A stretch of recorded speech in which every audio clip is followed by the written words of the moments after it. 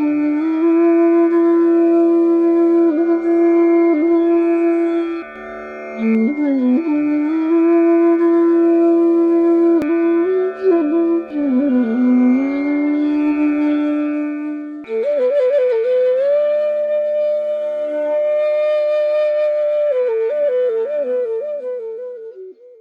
नमस्कार। नमस्कार। मेरा नाम विपिंदर कुमार है, करनाल से आया हूँ जी। 1 साल पहले मैंने सबसे पहले आपका वीडियो देखा था यूट्यूब पे, लेकिन मैंने इग्नोर कर दिया। मैंने कहा ठीक है, बहुत सारे वीडियोस आते हैं यूट्यूब पे। अच्छा। तो मैंने ध्यान नहीं दिया, क्योंकि बहुत आजकल आपने बोला ना कि बहुत सारे बाबा बने घूमते हैं, तो मैंने इग्नोर कर दिया।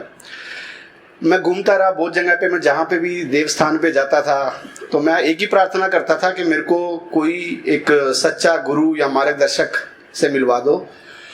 और मैं ढूंढता रहा। मैं तकरीबन 1 साल से घूमता रहा। उसके बाद मेरे रिलेशन में मैं कहीं था, वहाँ पे एक देवता का शरीर में प्रादुर्भाव हुआ थोड़ी देर के लिए।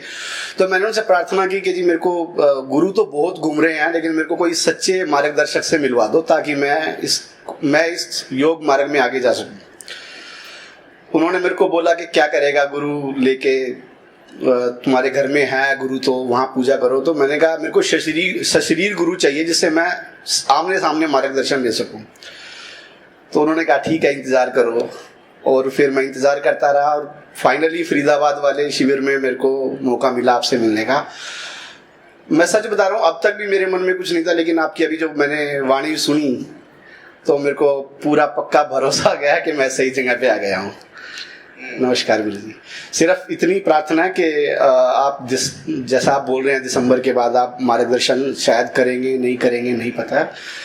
आप जो भी करें या नहीं करें कोई फर्क नहीं पड़ता, लेकिन आपका अदृश्य मार्गदर्शन मिलता रहे, दृश्य या अदृश्य जो भी पॉसिबल हो, हमारे लिए बहुत है। परिश्रम करना हम जानते हैं, बस आपका मार्गदर्शन मिलता रहे वो हमारे लिए बहुत है। प्रणाम।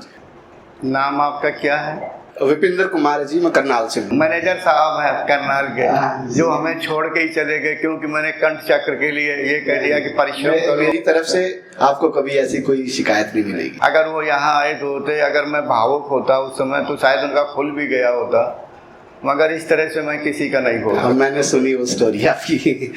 चलो प्रणाम जी। मगर एक बात कहूँगा, खैर कोई बात नहीं, बैठ जाइए।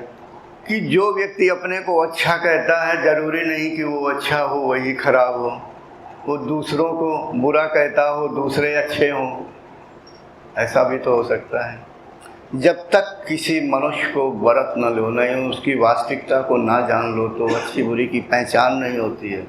ये संसार है, ये जो चेहरा है ना, बाहर से कुछ और होता है, अंदर से कुछ और होता है।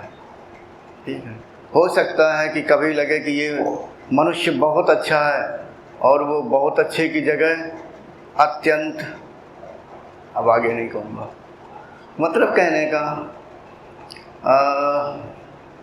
मनुष्य के विषय में या संसार के विषय में जान पाना बड़ा मुश्किल है। साधको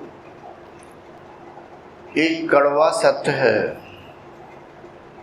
कि हमें हर घटना से या किसी भी मनुष्य से उसकी शिक्षाओं को ग्रहण कर लेना चाहिए। अगर अच्छी शिक्षा है ग्रहण कर लो, बकाया छोड़ दो। अगर आपकी तबीयत भी खराब हो जाए, यानी अस्वस्थ हो जाए, तो ईश्वर को कभी ना छोड़ो।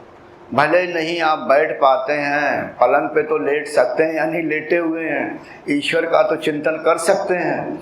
अगर आप ऐसा करेंगे तो एक ना एक दिन सफल होंगे और उच्च अवस्था को प्राप्त होंगे।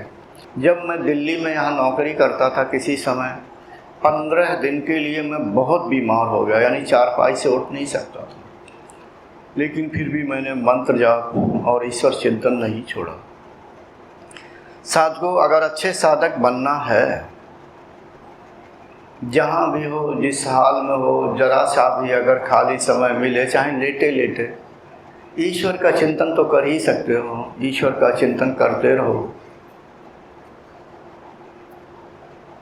ऐसा नहीं कि हम सिर्फ 2 घंटे साधना करते, 3 घंटे, और फिर बाद में जाकर के मोहल्ले में बैठ गए तो मोहल्ले की बातें करने लगे रिश्तेदारी की बातें करने लगे, इधर की बातें उधर की बातें। ऐसा नहीं साधक को करना चाहिए। जब खाली समय देखो, मन को ईश्वर में लगा दो। चाहे आप बस में यात्रा कर रहे हो, चाहे ट्रेन में यात्रा कर रहे हो, ऐसा ही करें। हाँ, ये सही बात है कि जब से मैंने साधना शुरू की है, अगर मैं अभी कुछ सालों को छोड़ दूँ, अब तो मुझे इतनी ज़रूरत भी नहीं है, तो मैंने बहुत लंबा समय ईश्वर में ही व्यतीत किया। अगर मैं बस में यात्रा कर रहा हूँ तो भी मैं ईश्वर का नाम ले रहा हूँ। ट्रेन पे बैठा हूँ तो अपनी सीट पर ही ध्यान करने के लिए बैठ गया। एक बार मैं कानपुर से दिल्ली आ रहा था ट्रेन में, मैं अपनी सीट पर ही ऊपर को पैर करके आसन लगा के बैठ गए, तो 2 यात्री मुझे देख के हंस रहे थे और धीरे से कहा, देखो ये आदमी आंख बंद करके बैठ गया।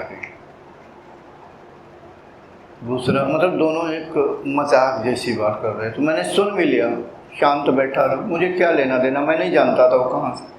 ट्रेन पीछे से जो आई थी उधर से, तो उस पर पहले से बैठे हुए थे। तो इसका कभी ना सोचें कि हमारा कोई मजाक उड़ा रहा है या कोई कुछ कह रहा है। बस मन को ईश्वर में लगा दो। Thanks for watching. Remember to like, comment and subscribe.